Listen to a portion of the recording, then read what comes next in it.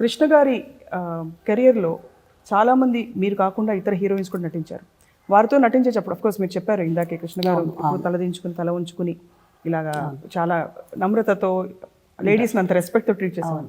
మీరు ఎప్పుడు ఒక స్త్రీగా ఒక అర్ధాంగిగా ఎప్పుడు ఇన్సెక్యూర్ ఫీల్ అయ్యి బాధపడి లేకపోతే అలా సందర్భాలు ఏం రాలేదు. ఎందుకంటే డైరెక్టర్గా నేను సెట్కి వెళ్ళిన తర్వాత నేనే యాక్ట్ చేయించాలి, తప్పదు కదా. ఆ సెట్లో ఉన్నంత వరకు నేను డైరెక్టర్, హీరోయిన్ అంతవరకే నేను ఆలోచిస్తాను.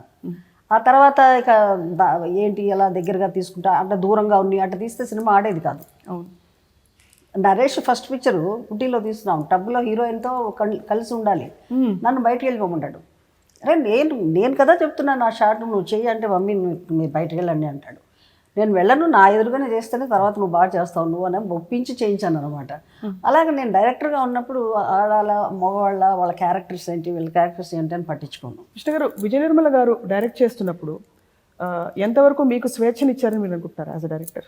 ఫుల్గా తను ఏం కావాలో ఎక్స్ప్లెయిన్ చేసి ఒకసారి చెప్పి ఫుల్ ఫ్రీడమ్ ఇస్తుంది, రిస్ట్రిక్షన్స్ ఉండవు. విజయ నిర్మల గారు మీరు రీసెంట్గా డైరెక్ట్ చేసిన ఫిల్మ్స్ మీరు అనుకున్న స్థాయిలో వర్కౌట్ కాకపోయినా 50 సినిమాస్ 50 సినిమాలు కంప్లీట్ చేయాలన్న మీ గోల్ టార్గెట్ని అలాగే యథాతథంగా పెట్టుకున్నారు? అలాగే ఉంది, అదే ఉంది, ఎక్కడ వెనక్కి వేసే లేదు లేదు 50 ఫినిష్ చేస్తాను. కృష్ణ గారు మీకు మహేష్ని ఛత్రపతి శివాజీ పాత్రలో చూడాలని ఉందని 1-2 సందర్భాలు మీరు చెప్పినట్టున్నారు.